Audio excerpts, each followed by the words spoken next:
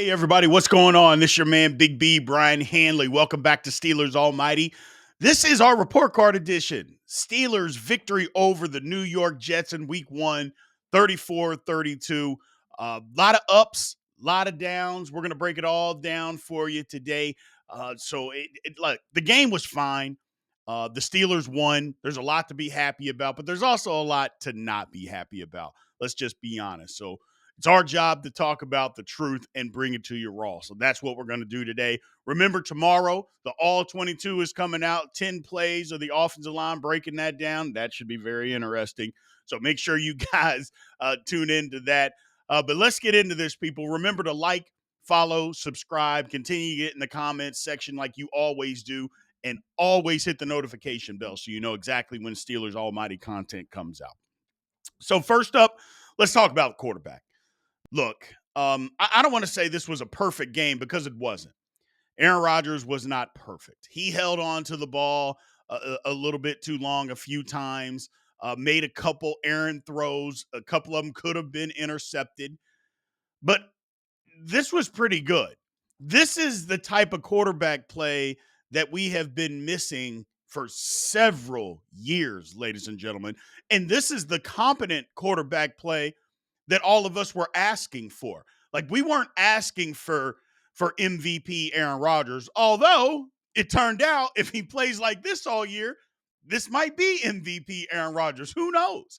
But we weren't asking for that. We were just asking for a guy that understood coverages, could get us in and out of a bad play, you know, um, that got the ball out of his hands, was accurate with the football. Now, maybe you're thinking that's asking a lot, but that's what an NFL quarterback is supposed to be.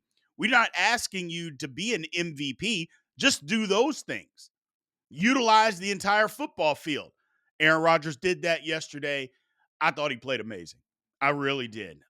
Like I said, there were a few instances he made a couple errant throws, could have been interceptions, held on to the ball a few times, took a sack. I think the other sacks, there were 4 sacks total. I think one of them you can probably put on him. He held the ball a little bit too long. Having said that, this is the type of quarterback play that we need. Now, it doesn't have to be 4 touchdowns every week, but this is the type of quarterback that we have been looking for and the kind of quarterback play that the Steelers, and maybe this is, I don't know, maybe we're just so starved and so jaded with the quarterback play that we've seen over the last several years that we see a glimpse of it and we're just jumping for joy. But here's the thing that I always say, people, is that you can only judge things based on what we know. And the only thing that we know is we've played 1 week of football and Aaron Rodgers looked very, very good. Now, that doesn't mean he's going to look very good in week 2, but we're not grading week 2. We're grading week 1 versus the Jets. I give Aaron Rodgers an A for the day. I thought he was outstanding yesterday against the Jets. He did everything that you want your quarterback to do and more. And I love every bit of it. And we needed it. We needed all of it to win that football game. Moving on, running backs. Whew. Now, here's the thing. You look at the running backs, and the first thing that people are going to say, well, come on, Big B, the offensive line wasn't good. We'll get to the offensive line. But it wasn't all the old line. There were plenty of running plays where running backs just missed holes, didn't cut back. And they were first of all, they were plain to see from the naked eye just watching on TV. But after watching the All 22, and again, make sure you guys check that out tomorrow when it comes out, you're going to see, come on, running backs, you got to help. Now, I understand the offensive line is trying to find itself and struggled yesterday. There's no doubt about it. But when there's opportunities, you have to take advantage of them because maybe there's not going to be that many opportunities in a game. So when there are, you have to do your job. Now, I thought they did a fairly good job in pass protection, catching the ball out of the backfield, did a good job. But as far as the running game has to come along, they're not in sync. O-line, running backs. The running backs didn't do their part yesterday either. Don't get me wrong. The line was bad, and again, we'll get to that. But the running backs didn't do their job holding up their end of the bargain yesterday. So it's still a work in progress. I will say this. They don't trust Caleb Johnson. He's third on the depth chart. Okay. But from what we saw Kenneth Gainwell running the football yesterday, if Caleb Johnson's not better than that, that's a problem. I'm just telling you that right now. Okay, look, Kenneth Gainwell did a lot of good things in that football game yesterday. Running the football wasn't one of them.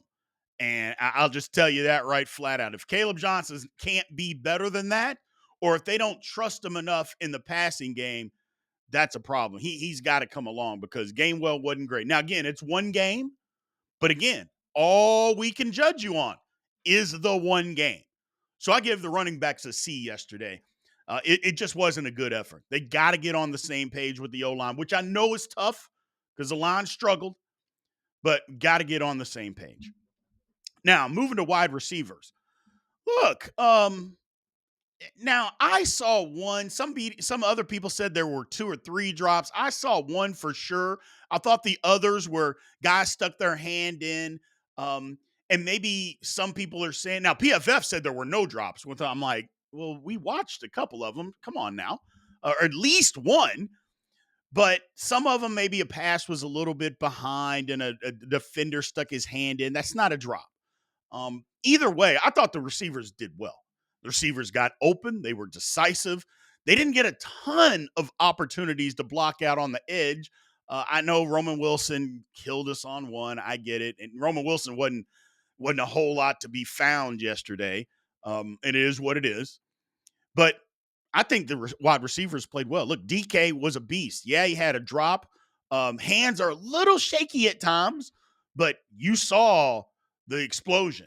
You saw what he's capable of when given the opportunities. DK Metcalf is that guy for us, ladies and gentlemen. But also, my man Calvin Austin. There had been so much speculation in the offseason. Can he be a wide receiver too? Can he do this? Yeah, he can. Now, one game, all we can judge you by is one game. What do you want your wide receiver two to do? Number one, get open. He did that. Number two, make contested catches. He did that. He mossed the guy.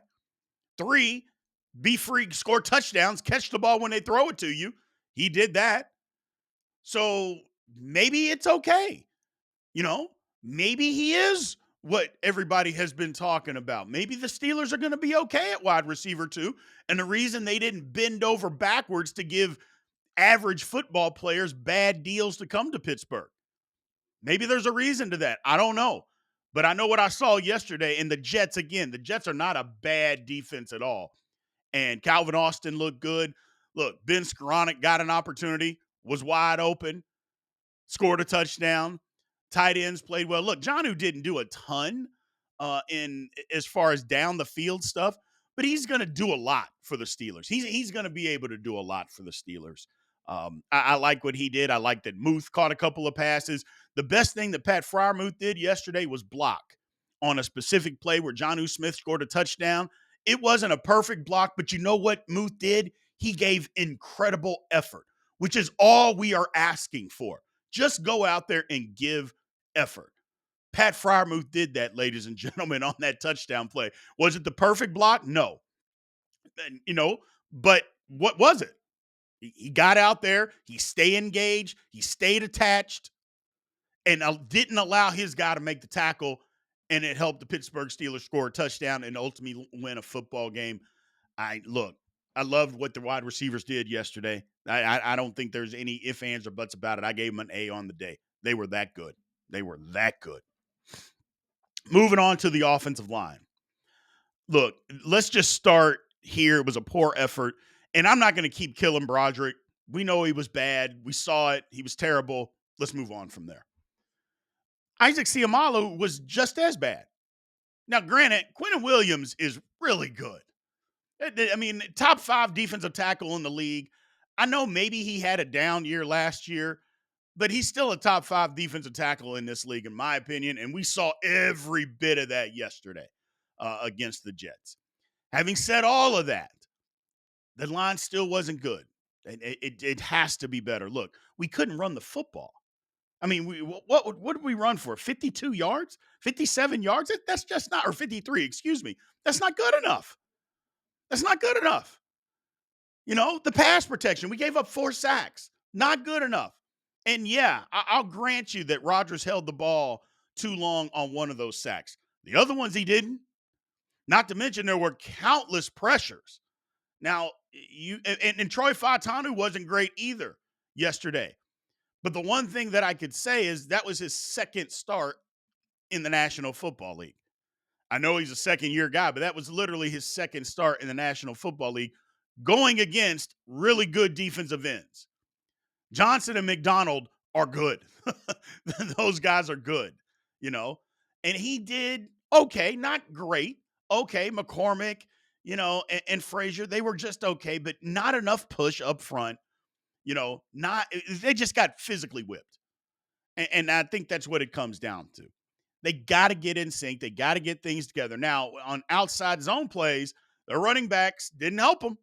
Like I mentioned before, there were some opportunities for some cutback lanes and running backs just not seeing it, not trusting their eyes. I don't know. But it wasn't a great effort by the offensive line. There's no doubt about it. It was pathetic. I mean, let's just call it what it was. It was pathetic. Um, it couldn't protect, couldn't run the football, wasn't physical enough. The Jets controlled the line of scrimmage. The offensive line flat out gets an F. That was a bad, bad performance. Now, you talk about the offense overall. Scoring 34 points is a good thing, you know, especially when two of the four units play bad. Running backs played bad, offensive line played worse. So for you to be able to score 34 points, that's a good thing. But part of that, look, it's a passing league. And when you get competent quarterback play and your wide receivers are going to complement that and catch the football, you're going to be able to score points and move the football. That's just the way this league works. Even with the line playing as bad as it was, when you have competent quarterback play, you have a shot.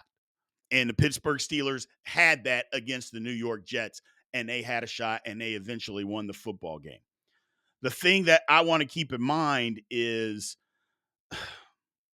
you still have to be able to run the ball. You can't just be one dimensional. And the Steelers were that yesterday because they couldn't run it. They just couldn't run it. So in the future, they're going to have to move forward. But overall, for the offense, I give them a B minus. And that's with one of the grades getting an F. I know you're going to look and say, well, how do you get a B minus out of that? Yeah, you can get it out of that because I thought the offense was still good. They were 4-10 on third downs.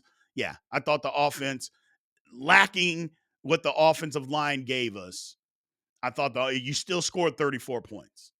I mean, just think about that for a second. If the line would have played average football, think about that. Average football, how many points can you get?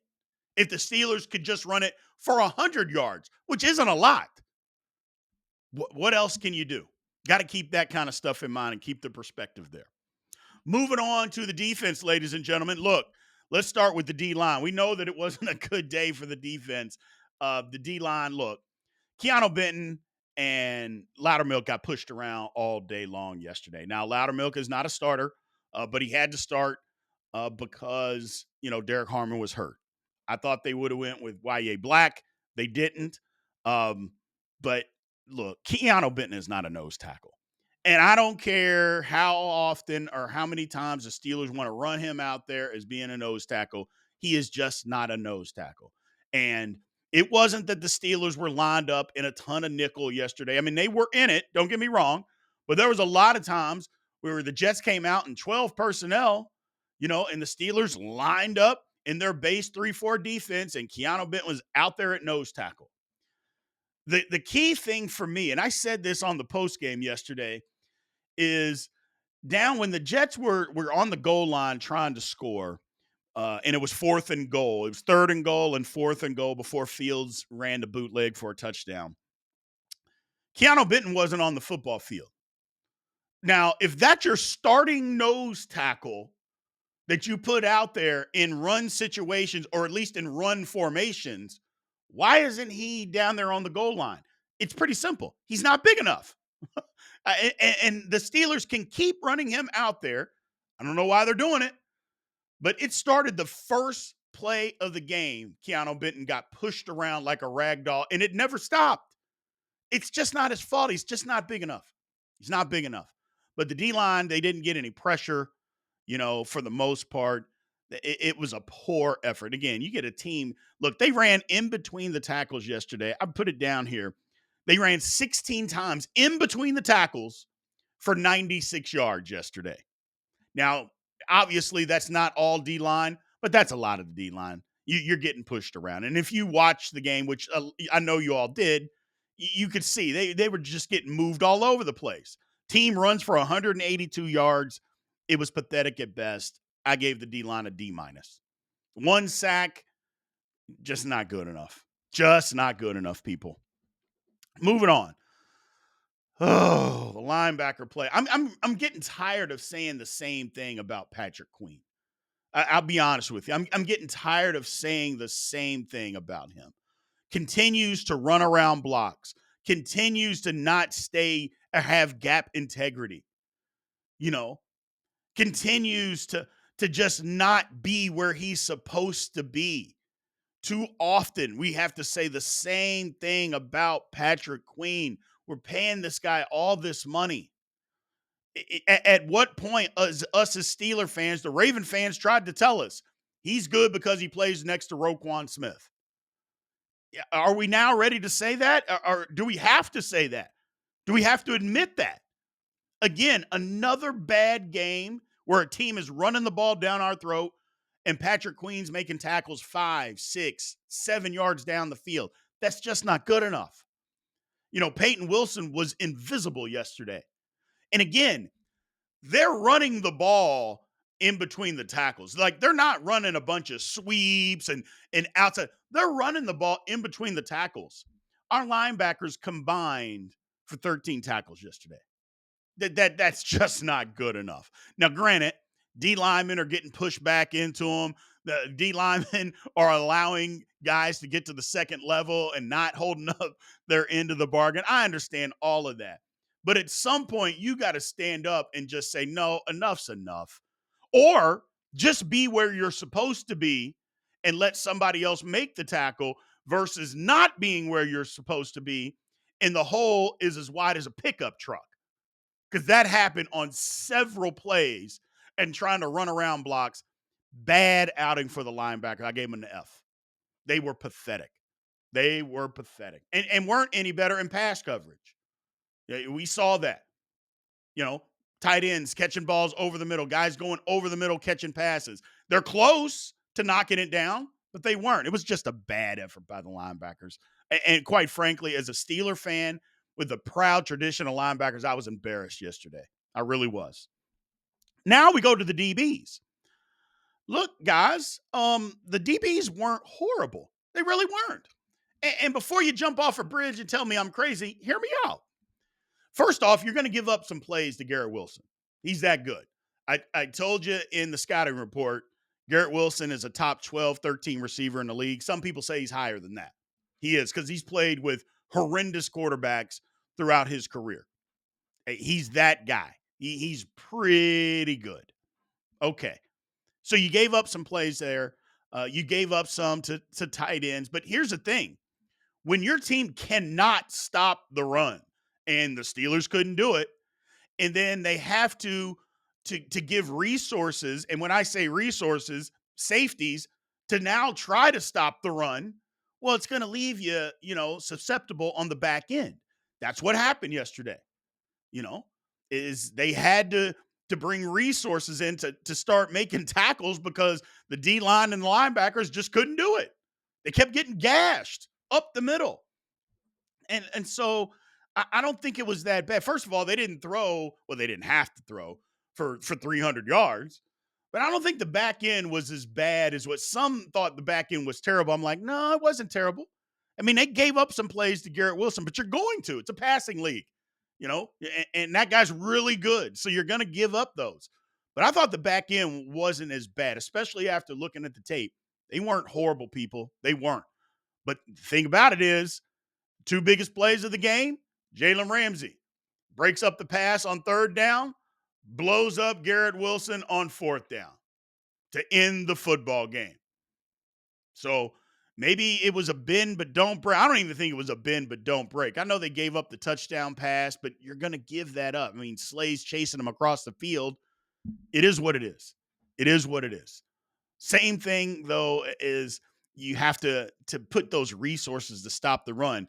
If the Steelers were able to stop the run, they were on their heels all game, and we'll get into that. But I thought the DBs got a B minus yesterday. I just didn't think it was as bad as what some thought. I know Justin Fields looked good, but there were reasons that I don't think it had anything to do with the DBs. So when you talk about overall, as far as the defense, you look at some of these grades. Look, 394 yards total offense, 182 rushing. Steelers only had one sack. And if we're being honest, and you know I'm gonna be, they got physically dominated. They got physically dominated. So what do you do when you see that? I mean, I don't think there's not a whole lot to say. I mean, they were 7 of 14 on third down, 1 and 2 on fourth down. They had us on our heels, like I just mentioned, all game long. We were never able to dictate anything to the Jets. And that's what the Steelers kind of try to pride themselves into being able to dictate. Well, you can't do that when it's kind of 3rd and 2, 3rd and 3. You're not going to be able to dictate anything to a defense. Now, if it's 3rd and 9, it's a different situation. But didn't get in that situation very often. And that was the problem. The defense just got physically whipped. And quite frankly, they should be embarrassed. Overall, I give them an F. Not a good effort. Not a good effort. Now you go to special teams. I mean, this is pretty easy. um, they caused a fumble that turned the entire football game around. And that's just a fact. Steelers get it, score a touchdown, 2 plays later, boom, boom, boom. Steelers have the lead. But, I mean, we can talk about that, and that was a key point in the game. But hey, we have the best kicker in football. Boz just knocks in a 56-yarder in the second quarter. Boom. Okay, 56 yards. Oh, and then the game's on the line. We lose 3 yards, and I'm screaming, like, why did we run a tight end screen that lost 3 yards on a play that backed us up even further? Oh, ho hum, no big deal. 60-yarder to win the football game. The thing would have been good from 70 yards. Ho hum. I mean, look, we can talk about a lot of stuff. The guy's the best kicker in football. I love you. Look, I'm not a big person on the Mike Tomlinisms, but he pulled one out yesterday, said that Chris Boswell is a serial killer. I love it. You're damn right. The man's a serial killer. He knocked it in, and he don't smile. He doesn't look anything. Oh, Steelers organization, I'll say this again. I've said it once, maybe twice, maybe even 3 times. Pay the man. You want to pay somebody? Pay this guy. Pay him. He deserves it. Pay him. Lord have mercy. So clearly, the special teams gets an A. They get an A, flat out. Let's move to coaching. All right, so let's start out with the defensive schemes. Look, I'm not here to tell you that the defensive schemes were phenomenal. They weren't, and haven't been for a while. But yesterday was not one of those cases. Now, did they make the necessary adjustments at halftime to get better? No, I don't think they did. And for me, that's where the problem is. It's one thing to come out, hey, new coaching staff, new coordinator, they're doing some stuff that you haven't seen. Okay, I get it. They got you for a half. It happens. Those guys get paid too. But then the second half, we didn't make the adjustments. Like we might have made it for a play or two, but we just didn't make the adjustments to slow them down. And that's where I have the problem. Is no adjustments defensively were made. However, having said all of that, people, look, if you're not a member, you might think about being a member to catch the all 22 of the entire football game that we do. It's for members only. The defense, the guys were there. Like there's plenty of times where the scheme has nothing to do with it. It's just guys getting physically beat up. It's either that or a guy's running out of a place where he should be. Well, that's not the coach's fault. Like if the coach is saying, okay, you're here and you actually show up there, and then when the ball comes or a blocker comes and you run around it, well, that's not the coach's fault. Now, if you want to say that's technique and the coach isn't coaching technique, that's a different conversation. And I'm not even gonna argue with you about it because you're right. But as far as scheme wise, this wasn't where the Steelers just got out schemed. The Steelers got out physical on defense and the offensive line too. But on defense, because I know, look, it's popular to say that Mike Tomlin, Terrell Austin, their schemes are bad, and you would be right. But yesterday, it was just more of a they just got physically beat, and I don't know what you can do about that. We can talk about the scheme all we want. We can definitely talk about the adjustments that didn't get made. But when guys are just physically, getting beat, it is what it is. I'm sorry. It is what it is. Offensively, somebody tried to say that Arthur Smith called a bad game. I'm like, come on, people. And I get it. People get online and we want to be pessimistic and that kind of stuff because it's funny. Arthur Smith was wonderful yesterday. And here's the reason why is because he didn't get in the way. And what I mean by that is we all know that Arthur Smith, he would run the ball every down if he could. And he couldn't run the football yesterday. But what Arthur Smith did that I thought was brilliant is that he used his own reputation against the New York Jets and Aaron Glenn yesterday. And what I mean is because they know that Arthur Smith wants to run the football. They know it.